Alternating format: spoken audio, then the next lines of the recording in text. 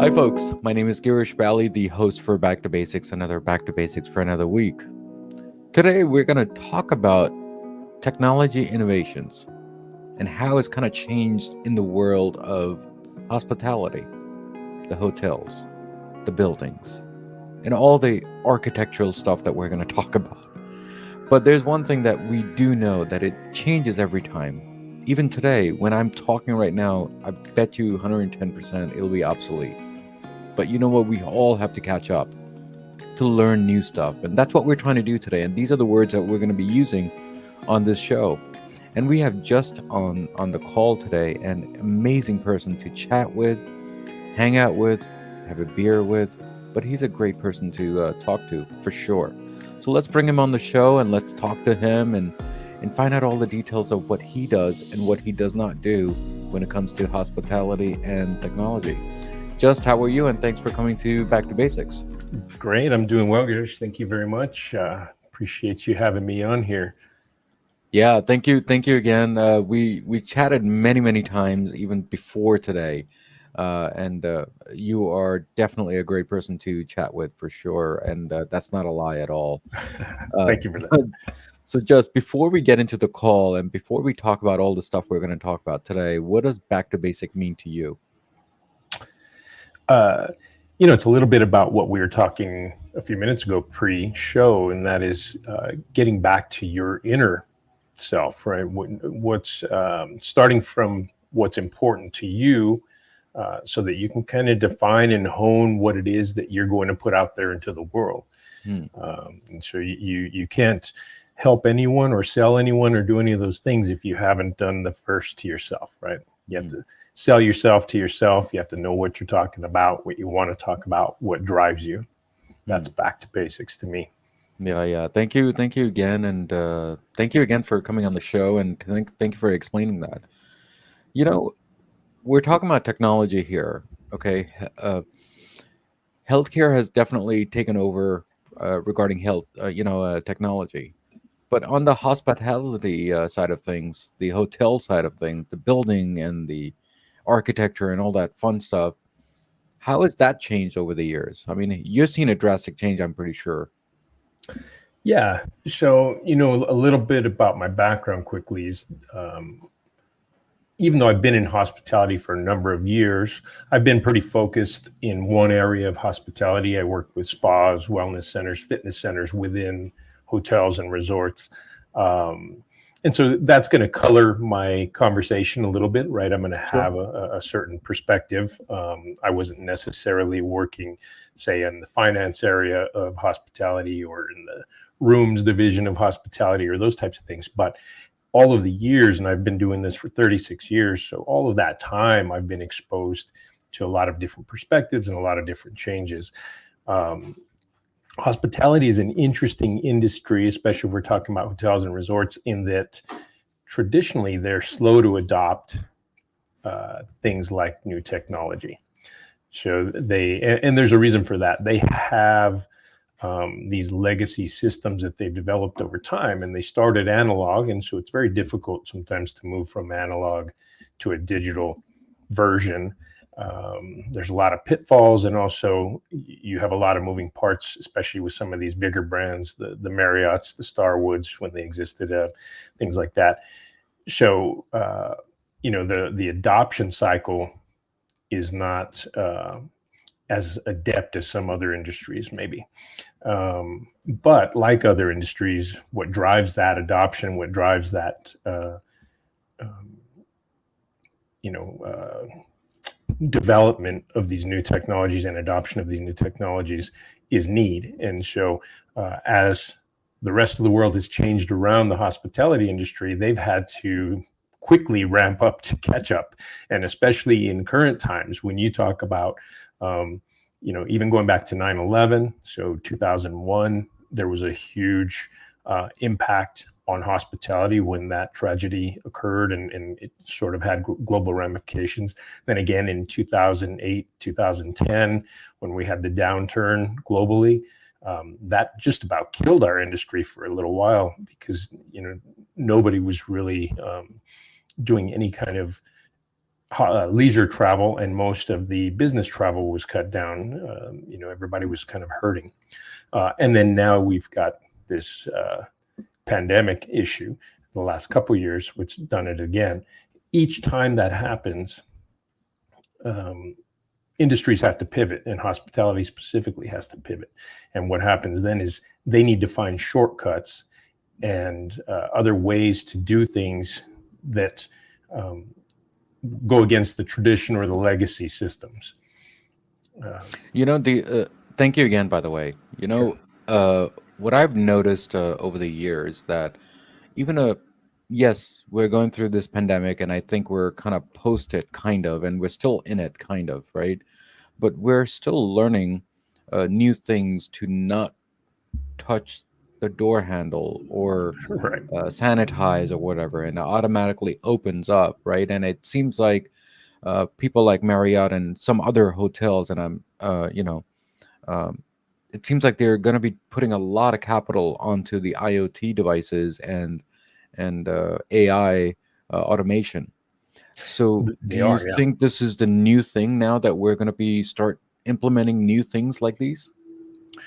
Yeah, I think everything's cyclical, right? And also there are degrees to all of this. So without a doubt, even before the pandemic, the hotel chains specifically had already started adopting a lot of technology that other industries were already using. So for example, the airlines, their booking systems that they've used for decades were far more advanced than hotel booking systems. Right. And hotels caught up with the airlines to do things like revenue management, where you're, having dynamic pricing that changes from moment to moment. If I buy a plane ticket and you buy a plane ticket and we're leaving the same destination, going the same place, we pay wildly different prices. It all depends on where you bought it, when you bought it, what your level of membership you're in, and that sort of thing. Hotels adopted that, a couple decades ago, really, but they've developed it more and more over time. Well, the other thing that's happened is when you are tracking all of those things in an analog fashion or with old-fashioned technology, it becomes a distraction and kind of an inhibitor to growth. So you started to see, especially with things like no code and more simplified technology, you started to see a lot more tools come into the space for things as mundane as revenue management. On top of that, we're in a digital age.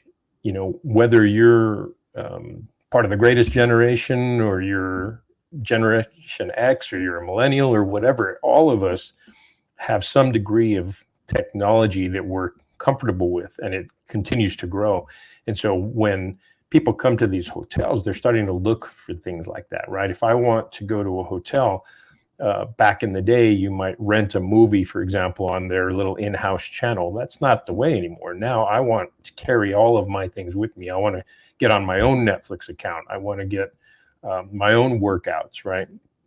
And so the hotels have had to adopt those technologies as well, all of the consumer things, the ability for me to go into that hotel and log into my own services, and all of those types of things. Then you had the pandemic, and you started seeing things like touchless check-in. To your point, opening the doors. If a lot of the chains over the last, I don't know, maybe 18 months or so, when you go in the room, there are stickers everywhere talking about how they've sanitized that room. Well, right. On the technology side of that, a lot of rooms are introducing air filters, air purifiers, things like that, blue light sensors, all this type of thing. So I think the society is driving the adoption of technology everywhere, and specifically in relation to hotels and resorts. It's a very high touch industry. So all of those things are coming into play. Of course, Jess, thank you again for explaining all that, and it's great history too, and people should understand that where this whole kind of started. But I think it's more visible now because I think we're in this pandemic, and I think it's more there, but it's been there for years, right? So that's a good point that you have made. now I'm going to go a little to the bad side, right? The bad Yeah, side sure. is that many years ago, when I decided that I'm not going to have cable TV anymore, right? And I went through online streaming services, right? And this was years ago. This was way years ago. So which means I had Netflix and I had some Prime and some few other stuff in there, right? Back in the days. Today is a little different. Now we got more options than what we used to, right? But then I realized that when we had no power, then it wouldn't work. When we had no internet, then it would not work. And I think now we're living in a stage that we need to have backups, right? Yeah. So these are the two things that I think we should all focus on: is internet service, the fiber service that we're going to have, plus the power. Now, do you think we should be investing on that also and backup also? And I'm talking from the industry point of view, but then obviously from the consumer also. So, what are your thoughts on that part? Yeah, sure. I mean, I think so. A couple things. Earlier, I mentioned things are cyclical, right? So, at the end of the day, technology is fantastic. It's great. It provides us a lot of things, but there's going to be a certain backlash, right? And we see that already in hospitality. There are a lot of new brands. There's a lot of old brands that are doing new product. So, for example, you might have a Ritz-Carlton Reserve in Mexico that is largely off grid, right? They have the ability to have all of these technologies we're talking about, but they create a very analog experience so that people can disconnect, right? Because we're all connected all the time. So there's going to be that track where there's going to be a lot of experiences in remote areas where you actively choose to stay there because you're completely disconnected. You don't have all of that. You don't have the internet and all of these things, right? So that's one track. And then to your point, on the other end, business hotels, right? You're flying into these top tier cities, New York, Paris, London, and you're needing all of that to be stable and reliable and have access to everything that you need. And with the issues that we have with the grid globally and all of these kind of power issues, yeah, I think something that you said resonates, which is having the backup, having something to keep you connected and online is important. I don't know that the hospitality industry has done anything about that or is doing anything about that, at least not on a global scale. But you think of things like Elon Musk's batteries, right? His kind of endeavors into that realm. That's what you're talking about, and that is something that's probably needed. But again, going back to what I said in the beginning, hospitality is a little bit slow to adopt. So you're probably going to see places before that adopting it well before hotels and resorts. I'll give you a good example. More than a decade ago, Whole Foods started in an endeavor before they were purchased by Amazon, where they were putting solar panels on their stores. Their stores had incredible amount of rooftop surface. They started putting solar panels up there. It was more than a decade later before any hotels even thought of doing something like that. And so I think you'll just kind of see that the more innovative and the more hungry industries will adopt the things that you were talking about, this infrastructure of stabilizing the internet and stabilizing the power. And then you'll see the hotels somewhere down the line realize, oh, we should have done that years ago. We'll start doing that. Yeah, just thank you again. Like years ago in New Jersey, we had a hurricane and we were out for at least 7 to 10 days, or even more, depending on which area you're in, to get power back. Right there. So me and my coworkers, we were talking about phone lines being down, internet being down. I could not do anything. And you know what he actually said? Said is that his phone line was working, and ever. You know why? Because he had a copper line. Mm-hmm. So copper means that it's analog, right? So now you're going from analog to digital, and I think we're going away from the analog side of things. So Is that a good thing or is that a bad thing? Or do we, because, I think this is the year or next year, I think all the telecoms will be disconnecting all copper lines and they'll go digital completely. So what are your thoughts on that part? Yeah, I don't look at things as good or bad. There's a lot of gray. I think it's just a natural evolution. Hard lines are expensive. They're expensive to maintain. They're expensive to put in place. But so is digital. Digital is expensive too. So I don't know. I don't think there's a way to put that genie back in the bottle. Most people, again, if I have a choice between an analog line in my house or my mobile phone, I'm going to take my mobile phone. It's more convenient. It's easier to use. I'm already addicted to it. I'm not thinking about that disaster period. But when the disaster hits and I don't have that analog line, now I lament that. So, it's fixing a roof during the rain kind of scenario. You don't plan for fixing your roof ahead of time, and then when you need it, it's not there. So who knows, maybe there'll be some kind of hybrid that comes about. Again, that's the nature of technology, right? The technology is about solving issues and creating enhancements for our lives. I mean, with all these disasters, I think there's one thing that we're definitely learned is how to improve for the next thing, right? Yeah. And I think for 9/11, we have learned a lot that we need to have backups in all different places instead of that with just one area. And then I think when the hurricane came, then we need to decide that we need a generator in the house, and that's another thing that we invest on, right? So I think we just keep on learning when it comes to these things, and hopefully I'll learn some other new things whenever I have something going on around my home area. So this is more on the hospitality side of things, but in the housing side, has that changed also the similar way or something different? In housing? Yeah.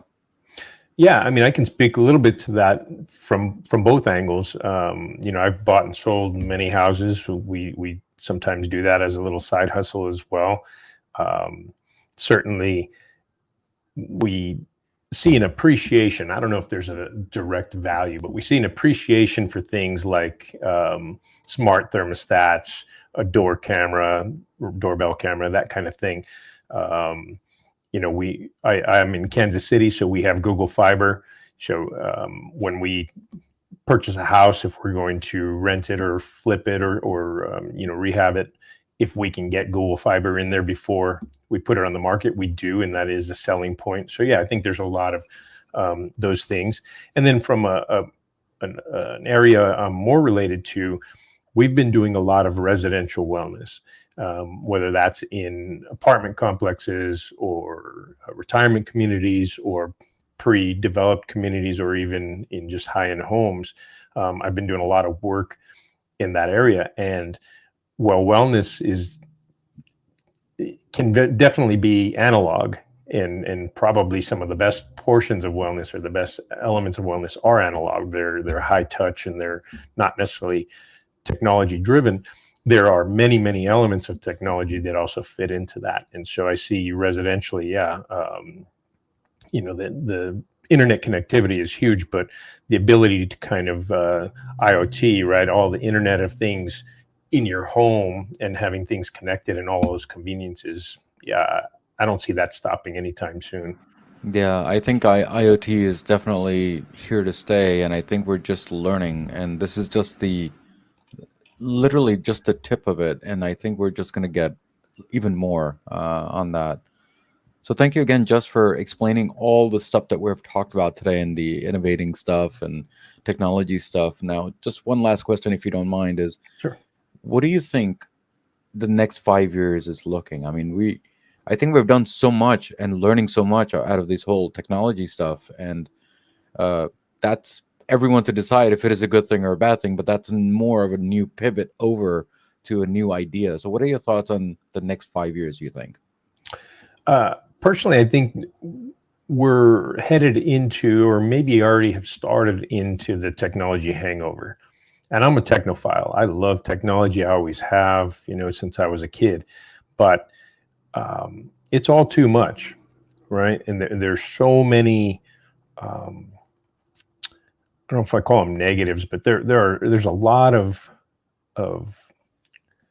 grime and texture to technology these days, right? It's a tremendous asset for all of our lives. It improves many things, but there's also all of the seedy side to it, the misinformation, the constant connection, all of the social aspects.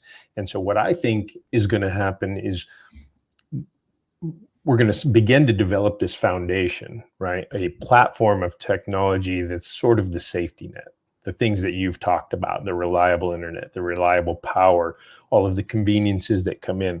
But above that, I think we're going to start seeing a lot of AR, right? Augmented reality, a lot of things that involve real life mixed with technology. And sometimes, like I said earlier, ways to just disconnect altogether.